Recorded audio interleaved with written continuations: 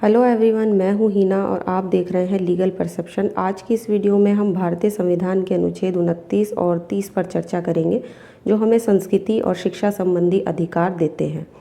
सबसे पहले ये जान लेते हैं कि अनुच्छेद 21A जो शिक्षा संबंधी अधिकारों की ही बात करता है, लेकिन वहाँ जो शिक्षा संबंधी अधिकार है वो सिर्फ 6 से लेके 14 साल तक के बच्चों के बारे में बात की गई है। यानी 6 से लेके 14 साल तक के बच्चों के जो शिक्षा संबंधी अधिकार है वो अनुच्छेद 21A में दिए गए हैं। और यहाँ पे जो शिक्षा संबंधी अधिकारों की बात की गई है वो माइनॉरिटीज़ की शिक्षा संबंधी अधिकार दिए गए हैं।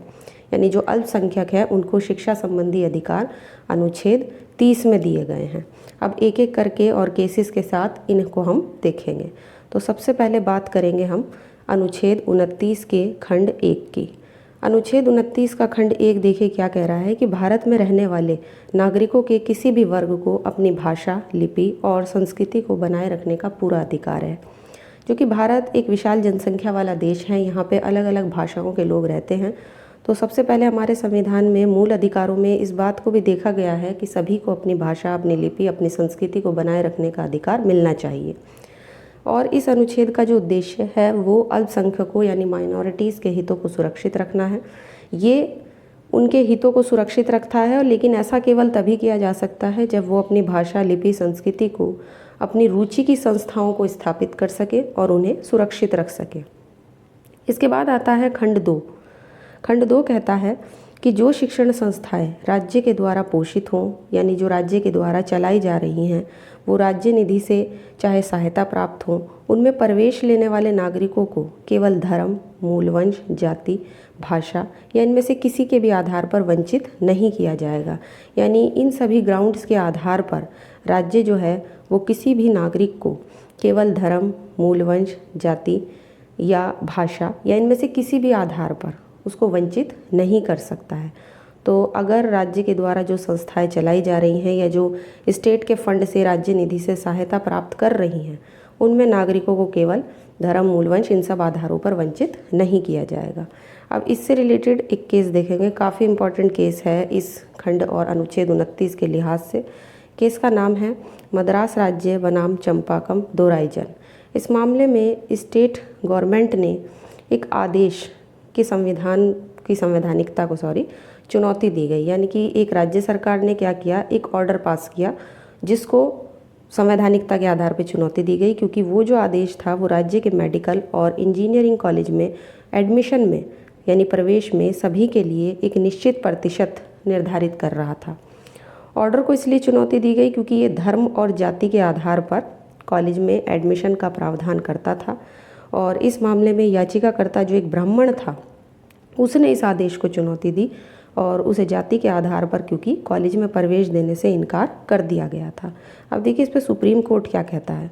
तो सुप्रीम कोर्ट कहता है कि जो खंड 1 का उल्लंघन है वो इसमें हो रहा है, इसलिए ये जो ऑर्डर था जो स्टेट गवर्नमेंट ने निकाला था ये बिल्कुल अवैध है, बिल्कुल अवैध इसको बताया है सुप्रीम कोर्ट ने इस केस में। और इस निर्णय से फिर कुछ कठिनाइयाँ, कुछ प्रॉब्लम्स क्रिएट हुई, कुछ कठिनाइयाँ उत्पन्न हुई, जिसके बाद अब फर्स्ट कॉन्स्टिट्यूशनल अमेंडमेंट किया गया, यानी कि पहला संवैधानिक संशोधन अधिनियम 1951 पारित किया गया। और इस संशोधन से क्या होता है कि अनुच्छेद जो 15 था उसमें एक नया खंड जोड़ दिया गया, खंड 4, जो सामाजिक और शैक्षिक दृष्टि से पिछड़े वर्गों और अनुसूचित जातियों की उन्नति के लिए विशेष उपबंध करने की शक्ति देता है। तो इस तरह से ये जो मद्रास राज्य चंपाकम दोराईजन का केस था वो इस अनुच्छेद के लिहाज से काफ़ी इम्पॉर्टेंट है। और आप देख सकते हैं कि कैसे जो पिटिशनर था जिसने इस ऑर्डर को चुनौती दी थी वो क्योंकि ब्राह्मण था और उसे एडमिशन लेने में काफ़ी दिक्कतें हुई थी और उसने इसको चुनौती दी और कोर्ट ने इसे आर्टिकल 29 के आधार पर इसको उल्लंघन माना उस अनुच्छेद का और इसे अवैध घोषित कर दिया। अब हम आगे बढ़ते हैं और अगला अनुच्छेद देखते हैं, ये हमें किस तरह के अधिकार की बात देने की बात करता है। तो सबसे पहले अनुच्छेद 30 देखिए क्या कह रहा है। तो ये अल्पसंख्यकों को शिक्षण संस्थाओं की स्थापना और उनके प्रशासन का अधिकार दे रहा है। देखिए यहाँ पे साफ माइनॉरिटीज़ की बात की गई है और अल्पसंख्यक कौन है ये भी हम पहले देख लेते हैं। तो अल्पसंख्यकों से यहाँ पे मतलब है जिनकी संख्या किसी राज्य में भाषा और धर्म के आधार पर कम हो, उनको अल्पसंख्यक माना गया है। अब इसके भी देखिए अलग अलग खंड है। खंड 1 देखिए क्या कह रहा है कि धर्म और भाषा पर आधारित जितने भी माइनॉरिटीज़ हैं यानी अल्पसंख्यक हैं, उनको अपनी रुचि की शिक्षण संस्थाओं की स्थापना और उसके प्रबंध का अधिकार है।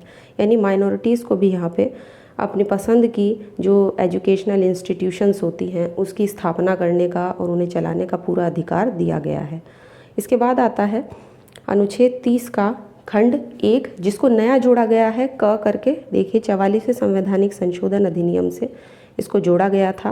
और ये क्या कह रहा है, ये कहता है कि अगर राज्य कोई भी ऐसा कानून बनाता है जो अल्पसंख्यकों के द्वारा स्थापित शिक्षण संस्था की संपत्ति के अनिवार्य अर्जन का उपबंध करता है, तो उस कानून या विधि के द्वारा राज्य ये सुनिश्चित करेगा कि वो जो भी रकम तय करे वो ऐसी ना हो जिससे इस अनुच्छेद में दिए गए अधिकार बाधित हो जाएं।